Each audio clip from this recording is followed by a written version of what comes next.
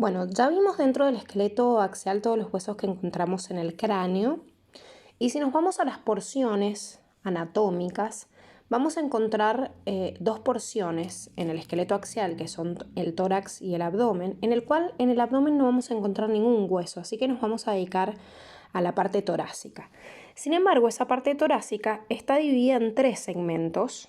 Una que va a abarcar desde el cuello, que solo tiene un hueso, que se llama hueso hioides, toda la parte dorsal en la cual encontramos la columna vertebral o vértebras, que las vamos a contar como 33 huesos, y el esqueleto del tórax, en el cual vamos a encontrar 21 huesos más y está en la porción anterior. Entonces vamos a estudiar acá el cuello, las vértebras y el esqueleto del tórax.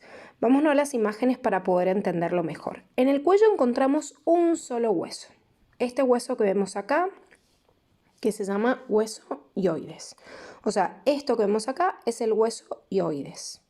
En la porción, si yo lo veo en una vista anterior o si lo veo en una visión lateral. Fíjense en dónde está ubicado en el cuello. Está en la base del cuello y es el único hueso del cuerpo humano que no está articulado con ningún otro.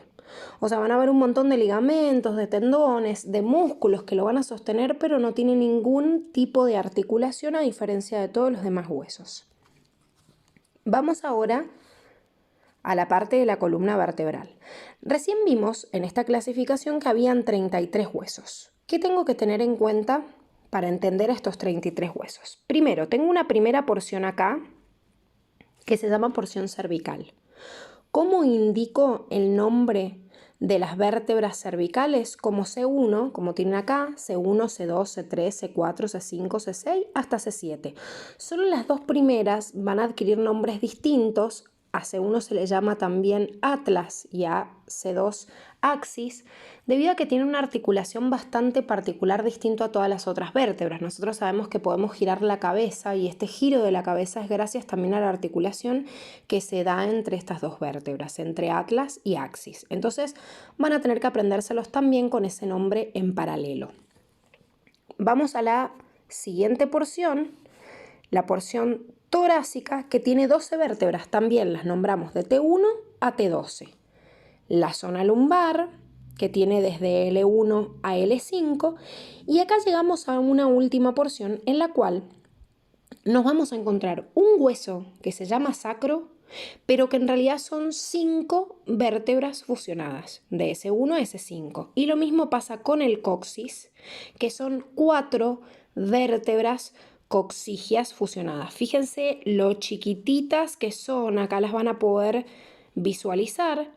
Por eso generalmente se lo conoce como hueso y no cada una de sus vértebras, pero ojo con esta clasificación, porque si yo cuento al sacro y cuento al coxis como un hueso, la sumatoria de todas las vértebras no me va a dar 33.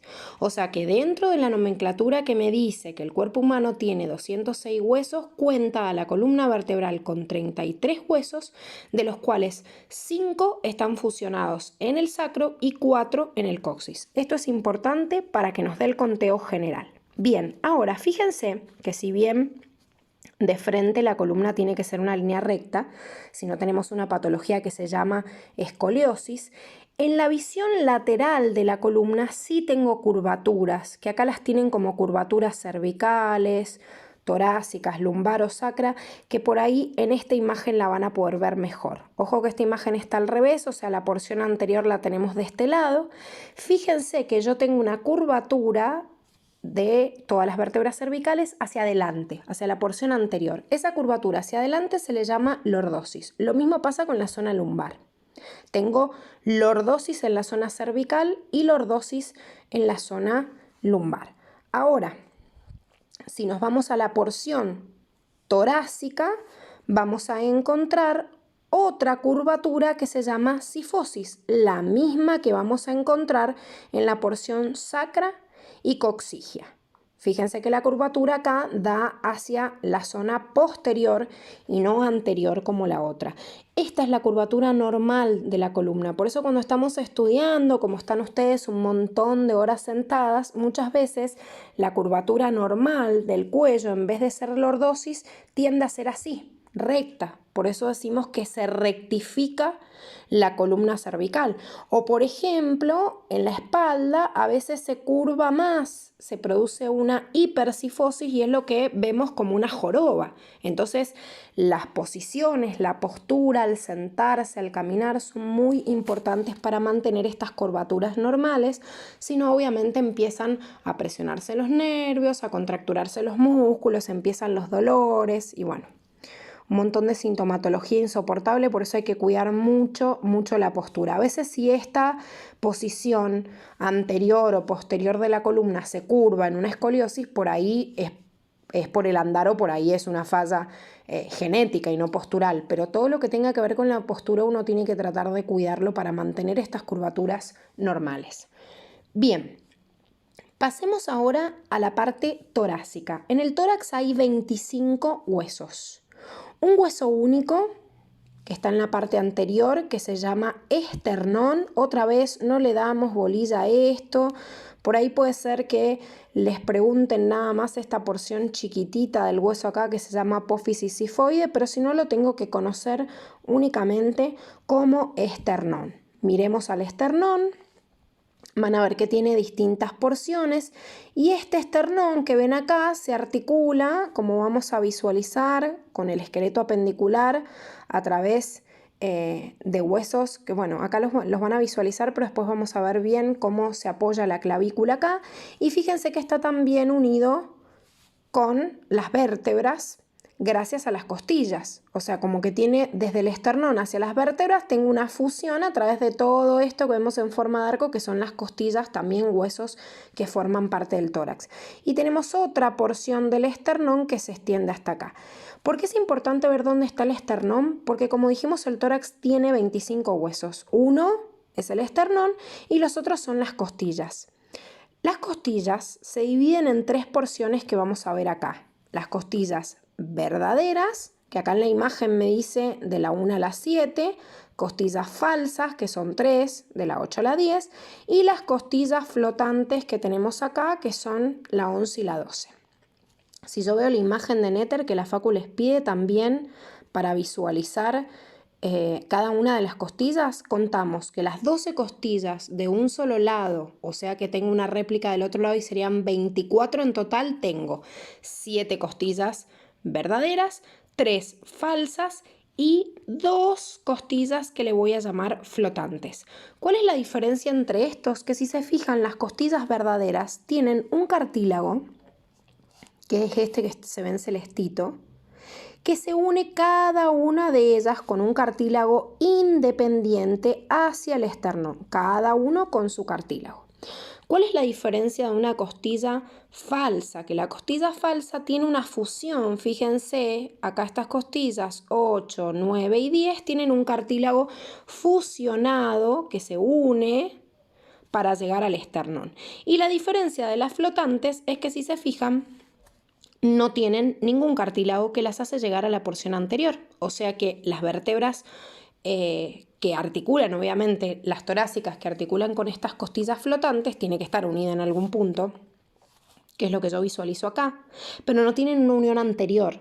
Entonces, las 12 costillas se unen con sus vértebras en la parte posterior, pero no todas se unen con el esternón en la parte anterior. ¿Quiénes se unen? Las costillas verdaderas y falsas. Ahora, tomen algo muy importante acá, y esto es lo que tienen en el listado y la nomenclatura que les toma la Facu, así que por favor ténganlo en cuenta. La facultad les dice con respecto a las costillas que si bien las costillas verdaderas las voy a contar como la costilla de la 1 a la 7, me dice que en las costillas falsas está la 8, la 9 y en ocasiones la 10. Y si se fijan en las costillas flotantes también me dice 11 y 12 y en ocasiones la costilla número 10. ¿Eso qué quiere decir? Que la facultad considera que la costilla número 10 a veces puede ser falsa o a veces puede ser flotante. ¿Qué tengo que tener en cuenta? Las dos cosas. porque la facultad me pide que yo sepa este listadito y que cuente a la costilla 10, a veces como falsa, a veces como flotante, depende si se une con este cartílago, pero a la vez me dice que vea esto de las imágenes de Netter y yo en las imágenes de Netter me encuentro justamente con que la 10 es falsa y no flotante. Así que lo tengo que tener en cuenta de las dos formas. Yo les recomendaría, por lo que hemos visto en los exámenes de la Facu, que cuando les pregunten sobre falsas y flotantes, cuenten que falsas son 3 y flotantes son 2, pero si en algún múltiple opción me aclaran que la décima costilla puede ser una u otra, también tómenlo en cuenta. Si nos vamos a la app para poder visualizar esto o algunos de esos huesos, no van a poder ver al ioides porque el hueso ioides no lo muestran acá en el cuello, pero sí vamos a poder ver las vértebras. Fíjense que me muestran a C1 y C2, o sea, atlas y axis. Puedo seleccionar después la otra porción cervical, la porción torácica y la porción lumbar.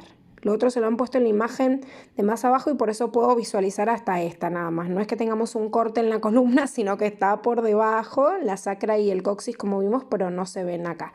Y pueden visualizar también el esternón, que ojo con esto, porque la app se los divide como si el manubrio del esternón fuera otra cosa, pero cuenten con que es lo mismo, igual que la apófisis sifoides. O sea, lo que la app me muestra como manubrio, como el cuerpo del esternón mismo y la apófisis sifoide, aunque esté partida en 3 para ver las porciones, es el mismo hueso. Y después las costillas verdaderas, ven, las visualizo como se insertan en las vértebras y también en el esternón con sus cartílagos, que también los podemos pintar aparte para visualizarlos. Las costillas falsas y podemos ver también las costillas flotantes. Estas son las que se sacan algunas de las modelos, cantantes, para hacerse la cintura más chiquitita, ¿sí? Estas costillas flotantes. Entonces vemos las flotantes, las falsas, las verdaderas. Fíjense que acá también tenemos 7, 3 y 2 en esta división. Así que ojo con esto en la nomenclatura de acuerdo a cómo se los ponga la Facu.